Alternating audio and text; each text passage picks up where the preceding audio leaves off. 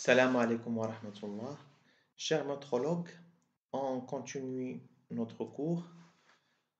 La dernière fois, on avait parlé de l'intérêt de la métrologie. Maintenant, dans ce cours-là, ou dans cette présentation, on va parler de certaines définitions et terminologies nécessaires pour comprendre la métrologie.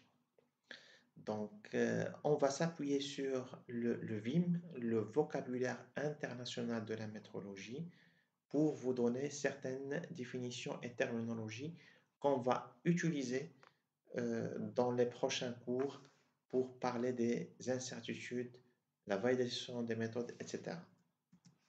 Donc, on va parler de ce que c'est qu'une grandeur. Donc, selon le VIM 2012, donc la grandeur, c'est une propriété d'un phénomène, d'un corps, d'une substance que l'on peut exprimer quantitativement sous forme d'un nombre et d'une référence. Voilà, comme la masse. La masse, on peut la mesurer par une quantité, on va dire par exemple 3 kg. La référence, c'est le kilogramme. Donc, la grandeur, c'est la masse. La résistance, on va dire par exemple que c'est des 10 ohms. Donc, la quantité, c'est 10. Par rapport à une référence, c'est l'ohm, etc.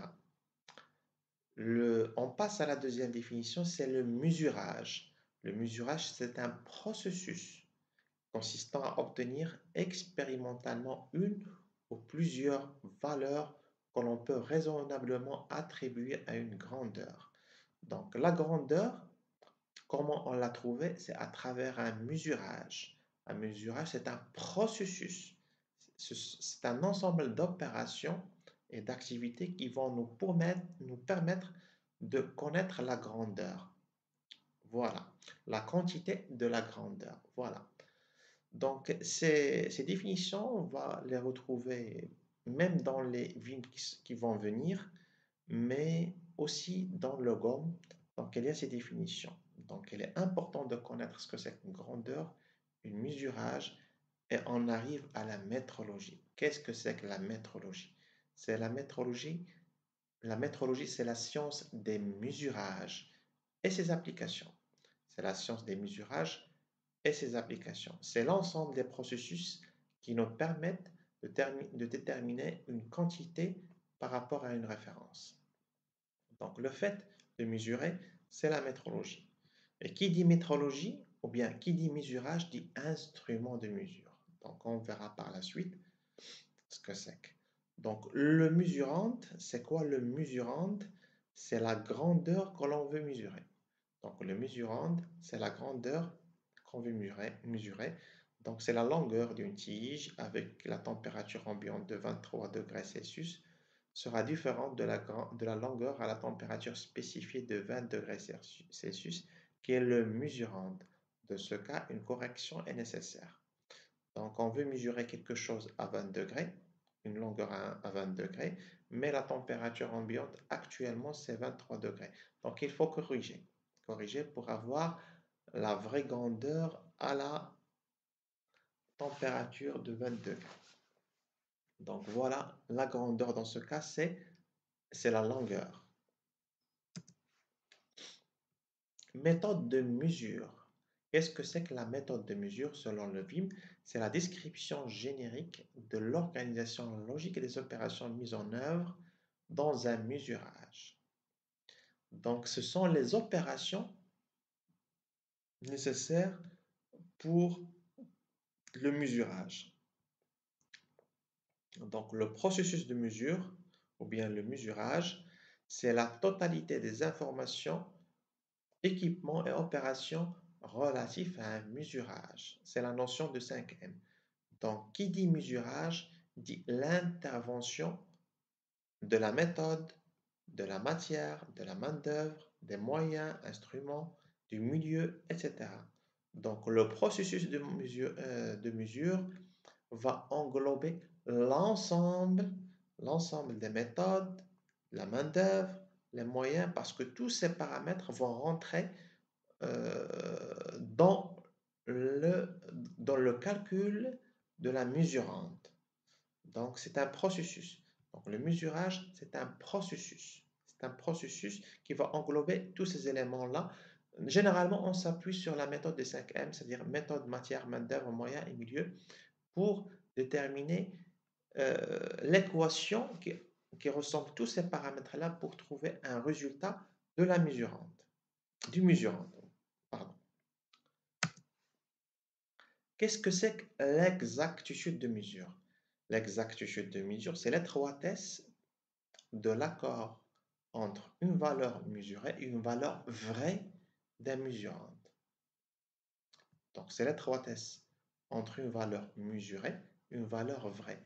La valeur vraie, c'est une référence, c'est une valeur de référence qui pourrait être la moyenne des valeurs, qui pourrait être la valeur la mesure d'un laboratoire de référence, ça pourrait être un laboratoire national, la valeur d'un laboratoire national, etc. Donc, c'est l'étroitesse entre la valeur mesurée et la valeur vraie. Donc, l'exactitude de la mesure, c'est la justesse et la fidélité. La justesse de la mesure, c'est quoi la justesse? C'est l'étroitesse de l'accord entre la moyenne d'un nombre infini de valeurs mesurées, répétez, une valeur de référence. Donc, la valeur de référence, comme je l'ai dit, ça pourrait être une valeur d'un laboratoire national, d'une méthode, d'un ensemble d'un laboratoire national, d'un étalon, etc. Donc, c'est la différence entre la moyenne des mesures avec la valeur de référence. La fidélité de mesure, c'est l'étroitesse de l'accord entre les indications ou les valeurs mesurées obtenues par des mesurages répétés du même objet ou objet similaire dans des conditions spécifiées. Donc la fidélité, c'est la différence entre la valeur mesurée et la moyenne des mesures. Donc c'est la différence entre la moyenne et la valeur mesurée. On explique tout ça. Donc on va expliquer tout ça. Donc ici, on va définir l'erreur, c'est la différence entre la valeur mesurée d'une grandeur et une valeur de référence. Donc, c'est ce qu'on avait dit, c'est l'exactitude, d'une manière générale. Donc, voilà. L'erreur systématique, c'est la composante de l'erreur de mesure qui, dans des mesurages répétés, demeure constante ou vraie de façon prévisible. L'erreur aléatoire, c'est la composante de l'erreur de mesure qui, dans des mesurages répétés, varie de façon imprévisible. Donc ici, dans ce schéma-là, on a la valeur vraie, la moyenne des mesures et, par exemple, ici, c'est la mesure.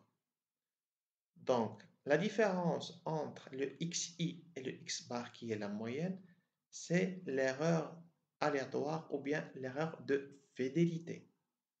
C'est l'erreur aléatoire ou l'erreur de fidélité. Je répète, l'erreur aléatoire ou l'erreur de fidélité.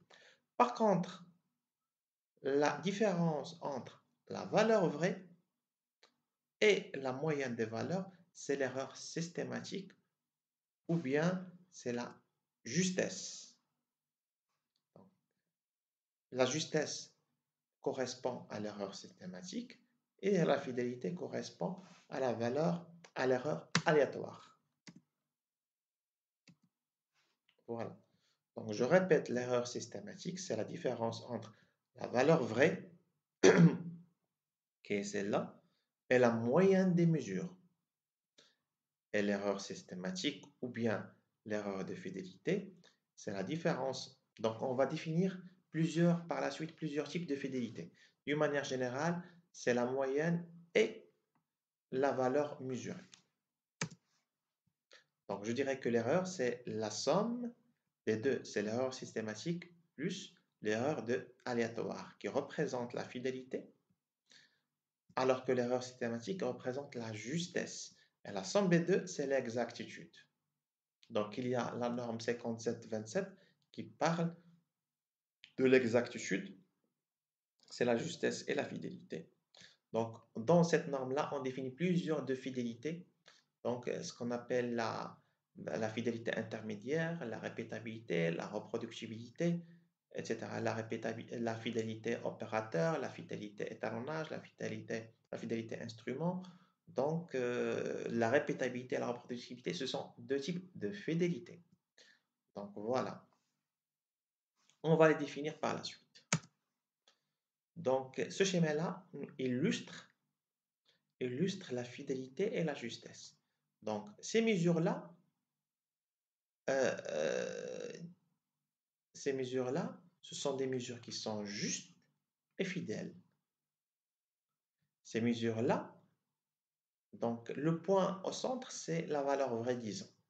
Donc, toutes les mesures sont proches de la valeur vraie. Donc, ce sont des mesures qui sont justes et fidèles. Par contre, dans ce schéma-là, ou bien donc la valeur vraie, c'est au centre. Donc, la moyenne de ces mesures se trouve presque au centre. Donc, on peut dire que ce sont des mesures qui sont justes, mais ne sont pas fidèles. Donc, leur moyenne, c'est au centre, mais ils sont éloignés de la valeur vraie. Par contre, c'est quand ils ne sont pas fidèles.